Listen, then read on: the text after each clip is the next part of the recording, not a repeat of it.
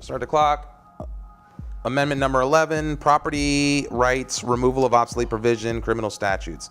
Removes discriminatory language related to real property rights, removes obsolete language repealed by voters, deletes provision that amendment of a criminal statute will not affect prosecution or penalties for a crime committed before the amendment, retains current provision allowing prosecution of a crime committed before the repeal of a criminal statute. Yeah, this may be the most I bet this has to do with marijuana, right? No. This is not no. This is not. Let's make sure we can still prosecute all that, even if we legalize. So this is. Okay. There's a very tenuous connection. Okay. So basically, there's two parts to this one. There's a bunch of just technical changes to the law that are already done, but sort of locking them in again, like in the Constitution. Okay. And then there's this last part, which basically says if we decide to change the time that people are punished for an offense.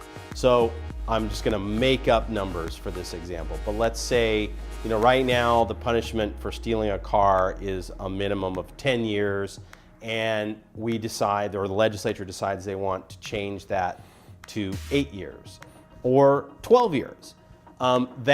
That could not be applied to people who had already been convicted.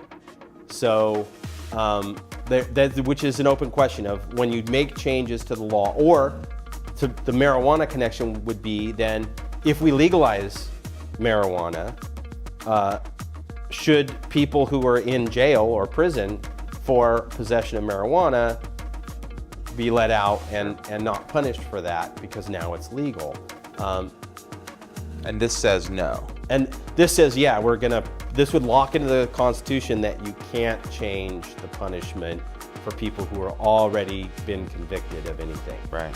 So, again, it's not obvious that the state of Florida is doing that.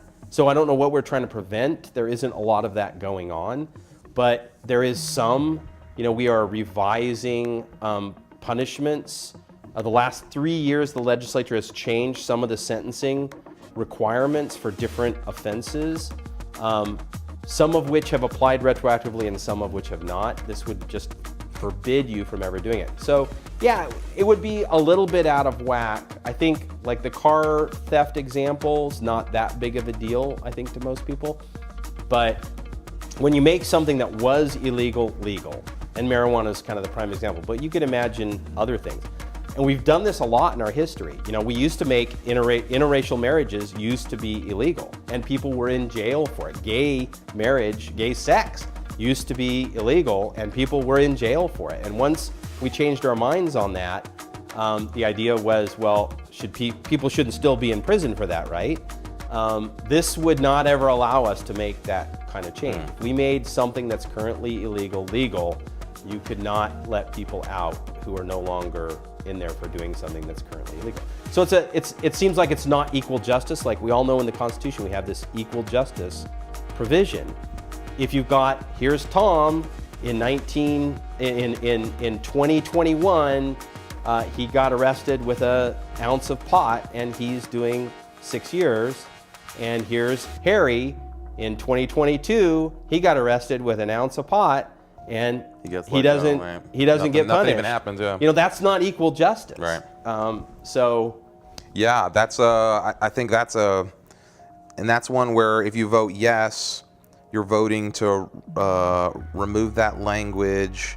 You're voting to make it no longer possible to change the punishment for crime. So basically, you're saying if you vote yes, you're locked into whatever the law was in the moment you committed the crime, right? Not potentially what it may be down the road. When we change our mind, right? Yeah.